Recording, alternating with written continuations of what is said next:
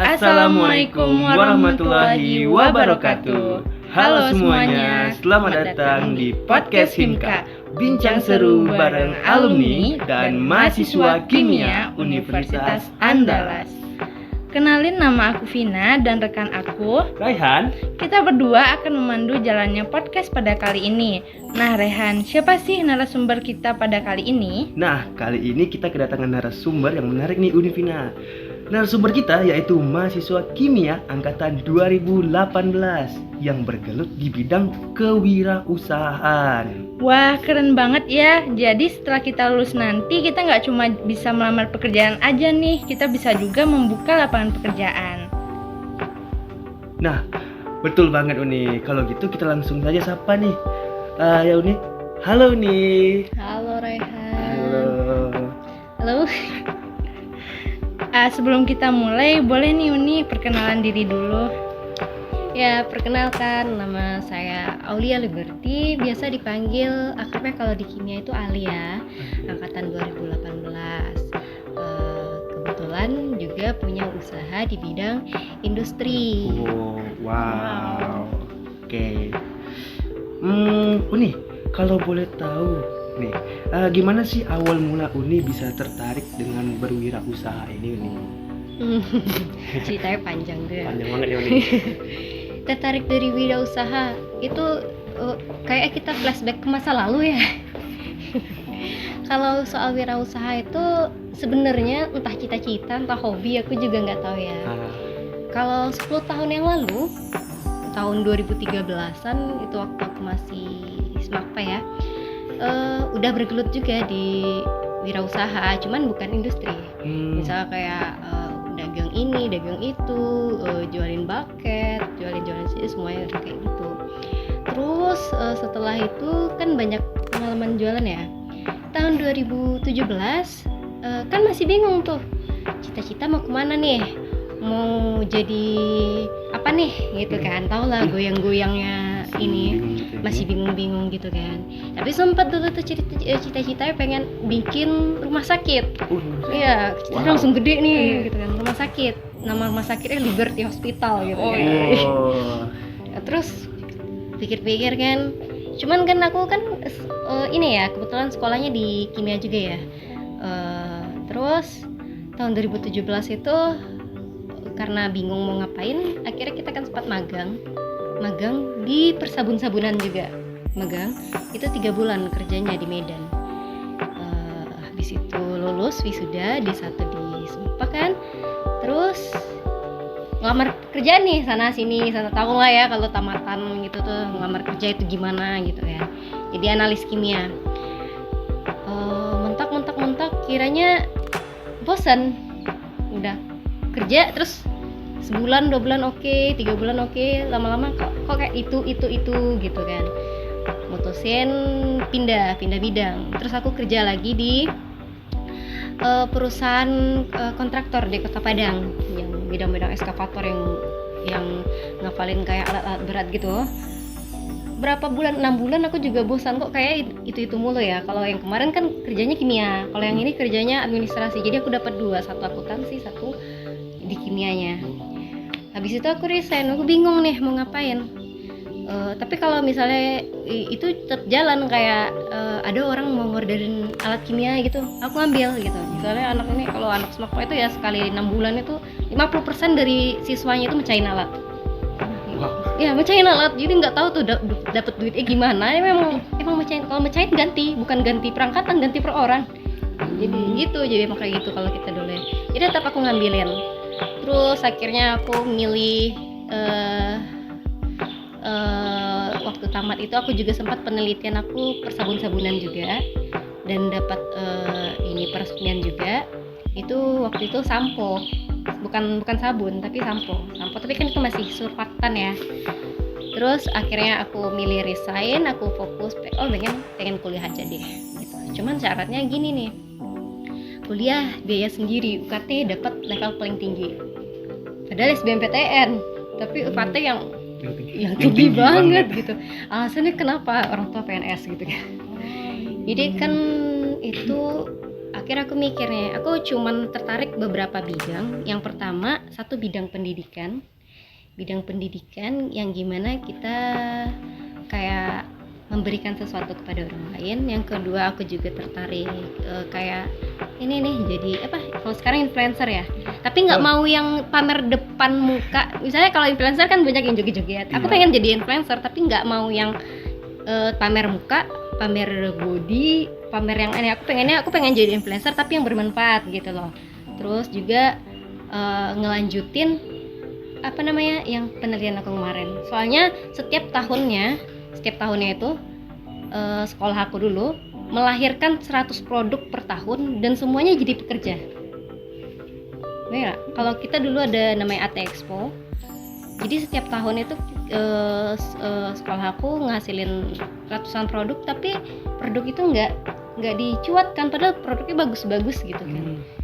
Tapi siapa yang ngendaliin? Pasti anak-anak yang ngerti ekonomi ya. Akhirnya tahun 2018 aku mutusin buat kuliah dengan biaya sendiri. Terus sambil juga neliti penelitian aku itu masuk ke pasar gitu kan. Makanya aku bikin lah waktu itu masih kecil-kecilan, modal 500.000 gitu kan, jalan setahun. Mentok waktu itu di tahun kedua kalau aku nggak salah. Kalau dulu berat ya, ada pekaderannya, ada apa tahu ya kan ya, gitu kan, pagi-pagi pulangnya malam setiap hari gitu kan. Kalau tahun 2018 tuh berat banget ya. Terus akhirnya mentok ke situ, aku sempat stres, bingung, nggak tahu nih duitnya dari mana gitu kan. Sempat waktu itu aku nggak mampu bayar uang kuliah. Padahal ibu PNS, cuman emang udah perjanjian ya, kalau aku nggak kerja berarti aku harus, kalau pengen kuliah aku harus cari duit sendiri gitu loh. Emang perjanjiannya kayak gitu.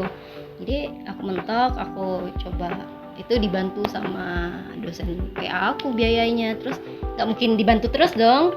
Akhirnya fix aku ngambil keputusan aku harus berdasarkan riset aku harus buka industri, dan akhirnya aku masuk ke dunia wirausaha secara serius tahun 2019 dan mendiriin perusahaannya itu dibantu oleh salah satu dosen kita di tahun 2020. Panjang banget ya. Panjang banget ya, ceritanya. Panjang ya. Ya, enggak cuman beberapa tahun ke belakang tapi 10 tahun ke belakang. Terus kali ngapain ya?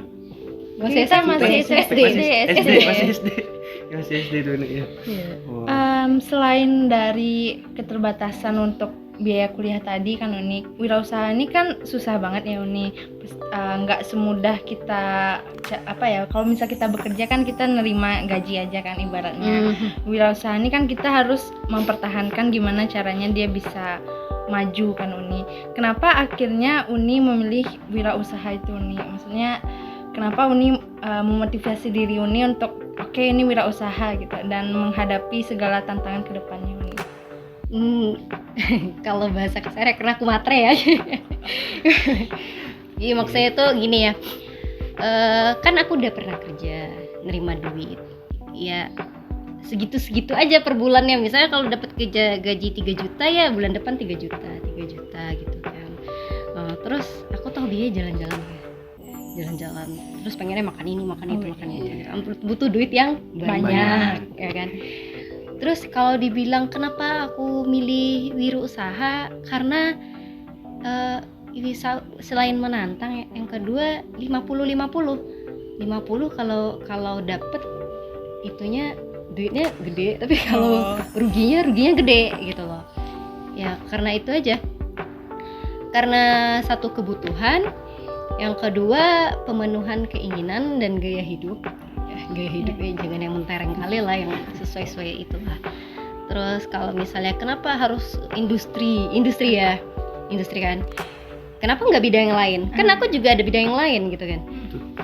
Kalau kenapa harus industri, yang pertama backing, kita lihat backing kita belakangan. Kalau aku kan tadi kan ada ketertarikan ke pendidikan ya. Kalau kita punya ilmunya harus bermanfaat ya kan. Kalau kita punya sesuatu, kalau dapat sesuatu itu menjadi sesuatu. Kalau misalnya aku backingnya kimia, itu udah tuh 4 tahun gitu kan. Terus habis itu aku lanjut lagi di kimia UNAN gitu kan. Kan udah berapa tahun juga kan. Ya harus bermanfaat, nggak cuman dapat ilmu, dapat ini, campur ini, tapi hasilnya aku cari pekerjaan enggak. Jadi aku pengennya apa yang aku dapetin dari ilmu, aku menghasilkan sebuah produk itu yang nantinya akan dibisniskan gitu. Itu lebih bermanfaat bagi aku nggak tahu ya kalau bagi orang lain gitu kan. Itu aja. Gitu. Oke, tadi ini sempat sedikit menyinggung jurusan yang itu yang memproduksi sabun nih. Ya. Ya, boleh tahu nggak sih ini kenapa akhirnya memilih usaha mengenai sabun nih? Sabun. Kenapa nggak yang lain tuh selain sabun itu nih? Mandi pakai sabun. Pakai sabun kan nggak tahu kan ini. Siapa tahu kalau mandi nyampo masih pakai ginger lily itu yang kenapa sabun? Sabun udah banyak ya. Iya, Saya kayak ada banyak, yang brand-brand yang udah gede ternama banget ya, ternama ya. Semakin majunya peradaban, manusia itu cenderung mengkotak-kotakkan sesuatu berdasarkan fungsi. Kalau dulu, balik lagi nih 10 tahun yang lalu. Kalau dulu sabun colek bisa buat nyuci gitu kan, nyuci piring sabun colek, nyuci baju sabun colek. Tapi seiring berkembangnya zaman itu mulai ditinggalkan. Mulai kayak aku pengennya kalau nyuci baju ini, kalau nyuci piring ini gitu, kalau nyuci kepala sampo ini gitu kan di kotak-kotakan. Kalau dulu kan satu aja, satu semua all in ya. All in. Satu untuk semua. Satu gitu. semua. Terus kenapa harus sabun? Siapa di dunia ini yang nggak butuh sabun? Semuanya butuh. Semuanya butuh sabun. Sampai Cuman hewan pun butuh. iya, sampai sekarang ada. Kalau hewan pun kucing, Iya, kucing butuh juga. sama buat anjing masih Iya, sabun. masih sabun juga. Karena basicnya sebenarnya sabun itu satu. Tinggal kita aja modifikasi. Kalau mau buat kesehatan ditambahin ini. Semua posisi itu kan satu. Cuman kalau kita mau lebih ke harum ditambahin ini. Lebih buat gatal-gatal ditambahin ini. Itu doang. Terus juga prospeknya, kalau kita bicara bisnis itu kita bicara data ya. Kalau kita lihat data di internet, nggak ada orang di manusia kecuali yang mungkin bagian-bagian terdalam banget udah pakai sabun. Kenapa harus sabun cuci piring? Karena siapapun di dunia ini nggak ada yang nggak pakai sabun cuci piring sekarang. Mau cowok, mau cewek, mau tua, mau muda. Dari apa aja lah. Kamu nyuci piring masih pakai sabun arang? Enggak pakai. Pakai sabun ini cuci piring. Sabun cuci piring. Pasti beli apalah gitu beli, kan. Ya, yang 2000 ya. Pasti gitu kan. Nah, ya itu karena prospeknya tinggi kan, akan selalu dibutuhkan sesuai dengan perkembangan zaman. Jadi kalau kita cari bisnis yang bukan booming atau trending. Kan kalau kemarin boomingnya bawang goreng, orang bikin usaha bawang goreng. Tapi lama-lama kan turun. Jadi kalau bikin bisnis itu cari yang akan selalu digunakan kapanpun, bahkan sampai mati pun. Bahkan orang sampai mati pun masih pakai sabun. Kayak aku pilih sabun. Kenapa sabun cuci piring? Karena emang selalu digunakan. Mau di industri digunakan, buat nge-lab digunakan, buat nyuci piring di dapur digunakan, rumah makan, restoran, semua digunakan. Karena emang selalu digunakan. Gitu aja. Berarti gitu ya Uni, kalau kita memulai wirausaha itu kita harus lihat prospek kedepannya, apakah masih dibutuhkan atau enggak. Nah, selama Uni merintis wirausaha ini pasti banyak pengalaman-pengalaman yang Uni rasakan nih Uni. Boleh nggak sih Uni ceritain pengalaman yang paling berkesan selama Uni berwirausaha? Yang berkesan ya, yang kalau aku satu yang bikin aku ini deh paling berkesan itu gimana ya? Kalau dulu kan karena kita ibaratnya anak yang ini ya, suka belajar, maksudnya itu kan selalu berkutat. Kalau kimia kan berkutat dengan buku gitu kan, gitu kan. Jadi kan nggak ngerti tuh manajemen, keuangan, marketing. Jadi waktu tahun 2019 aku nggak ngerti marketing sama sekali, aku nggak punya relasi sama sekali, dan aku belum ada perizinan waktu itu. Aku jualan itu kasar banget kalau di aku ya, itu sampai sekarang masih keinget. Aku jualan sambil dari pagi sama pegawai aku namanya Dela, kita jualan sambil bawa berkardus-kardus sabun di tahun 2019 itu panas-panas. Tapi kita bawa motor, cuman kita jalan kaki gitu loh, dari satu satu rumah ke rumah lain itu kan ibaratnya karena saking nggak ngertinya cara jualan ya, satu rumah ke rumah lain. Jadi waktu itu sempat hancur buat bawa sabunnya itu hancur, jadi kan perlu kardus gitu tempat gitu kan. Kita menipilah di sebuah warung. Terus warung itu gimana? Ditanya-tanyain sabun nih gini, banyak tuh yang ngumpul kan. Pengen beli, banyak yang pengen beli.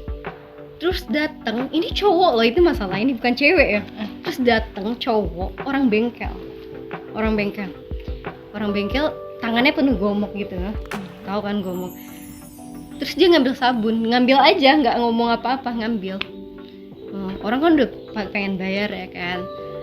Terus dia ngambil, terus dibuka, terus dicuciin ke tangannya, terus dibauin gitu.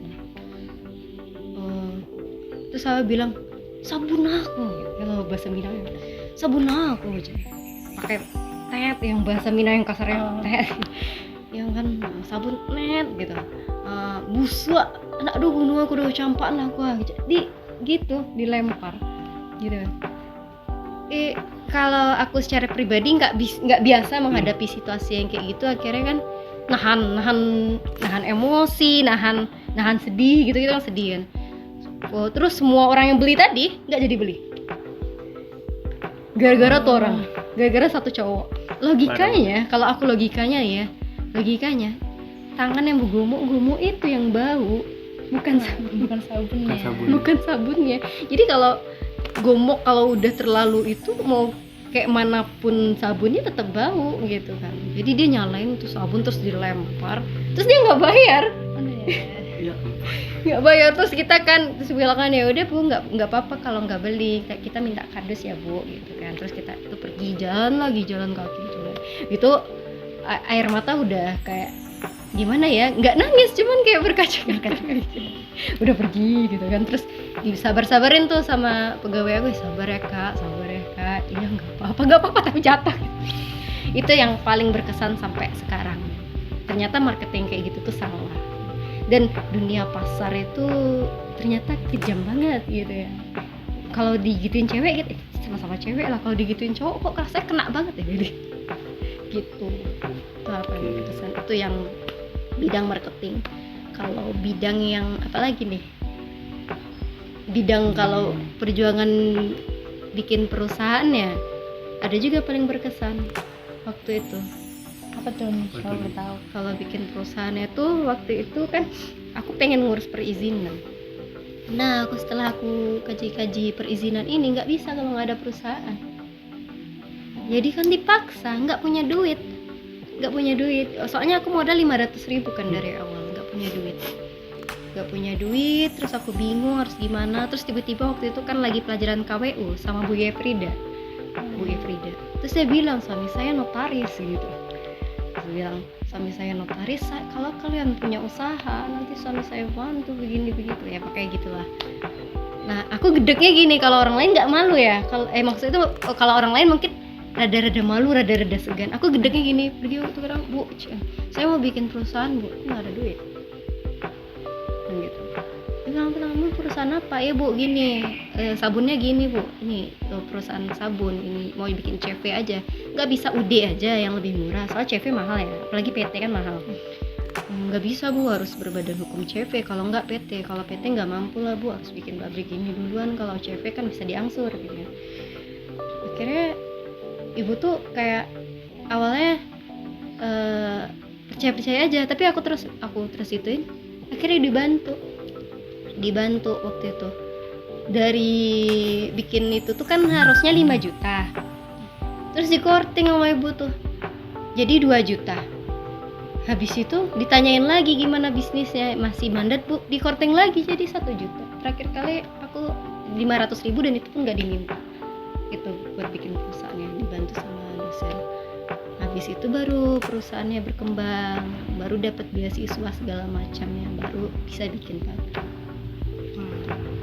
Susah juga ya. Apalagi yang tadi ada abang-abang itu, mungkin kalau di posisi sini mungkin Marah ya. udah bertumbuh kayaknya sama abang tuh kayaknya ya. Mungkin ini kan cewek mungkin bisa menahan gitu kan. Oke ini kan ada pepatah mungkin bilang kalau bersakit-sakit dahulu, bersenang-senang kemudian nih Uni.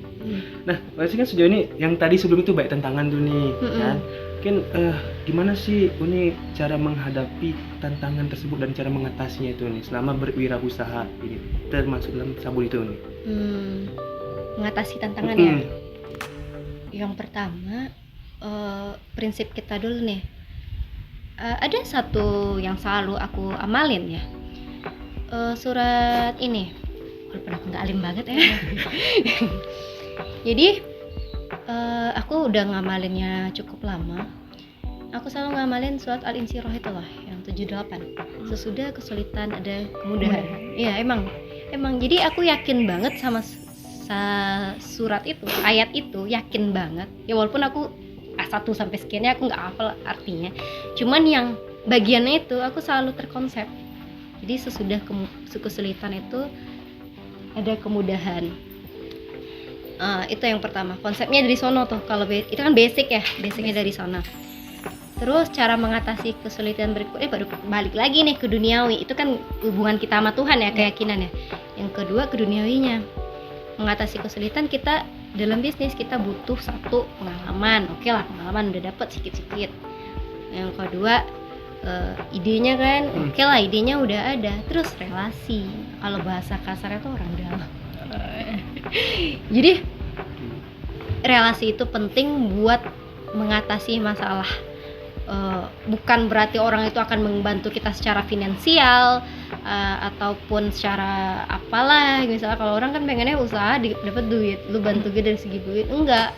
Jadi kita duduk nih, Hans pengen bikin usaha, Hans duduk sama saya, itu relasi. Hans bisa tanya-tanya gitu. Salah ya, siapa? Rehan. sorry. Rehan duduk sama saya itu udah merupakan relasi. Jadi relasinya bukan material tapi relasinya ilmu. Begitu.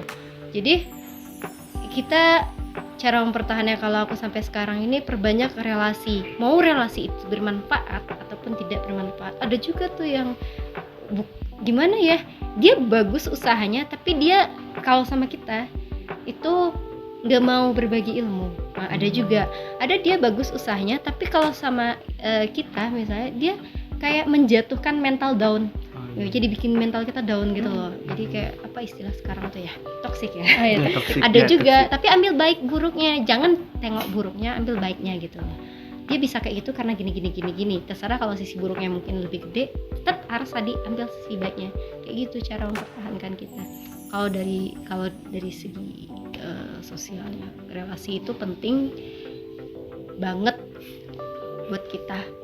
Jadi saling menjaga. Jadi kayak makanya kalau aku misalnya kalau kita kan sekelas ya, kan aku pengen aja mau kayak manapun bahasa orang itu ya. Terkadang kalau ada tuh mudah banget tersulut kan, baru kayak gini bahasanya, misalnya yang kecil kayak yang gede dia udah tersulut, ini begini gitu.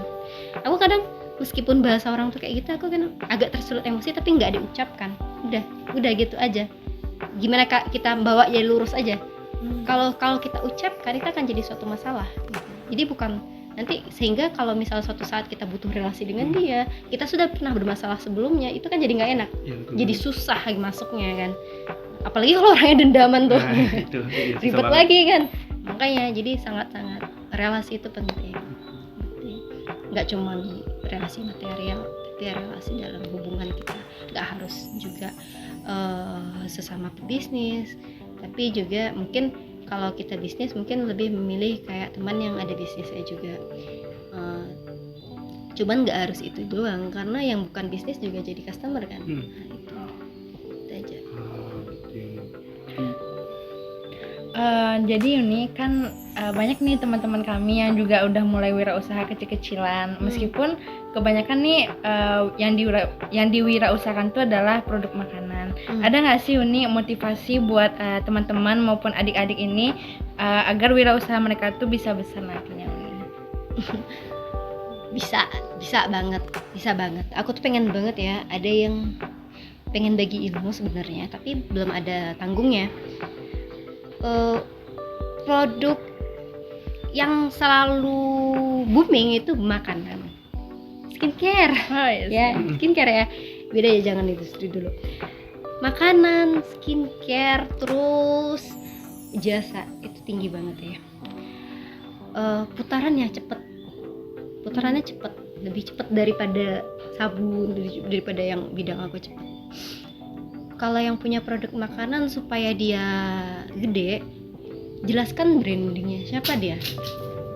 Sama kayak gini, siapa namanya tadi? Vina. Ya.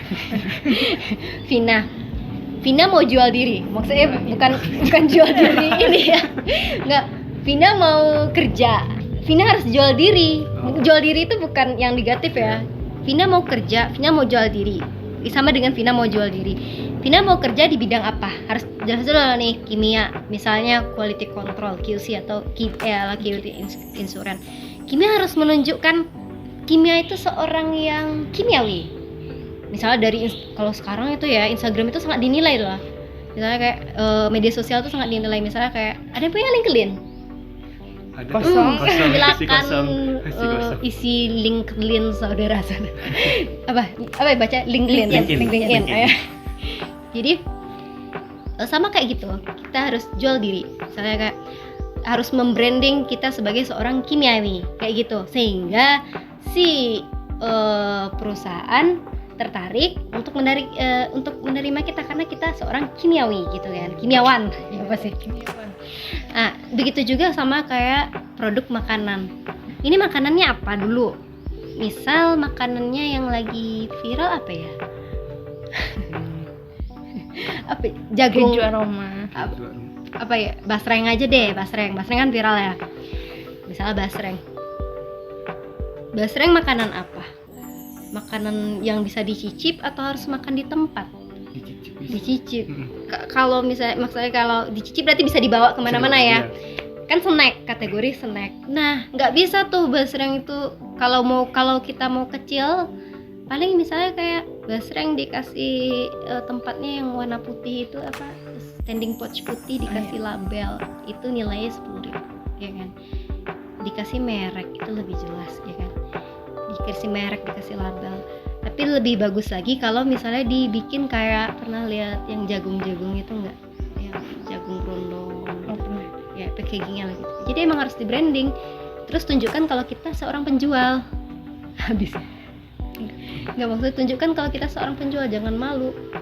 Terus juga yang paling penting, kalau kita mau scale up dari bisnisnya, kalau mau scale up naik kelas, kita udah punya bisnis, kita harus ngiris perizinannya. Kalau kita mau naik kelas, kita harus ngiris perizinannya.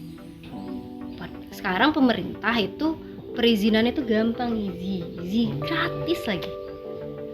Jadi kalau misalnya kamu punya usaha, udah bagus nih, kemasan udah bagus, namanya udah bagus, media sosialnya ada, kan udah branding ya, tiap hari update konten gitu, pasarnya ada, tapi pasarnya masih aku ke kamu, ke teman-teman, kan kecil.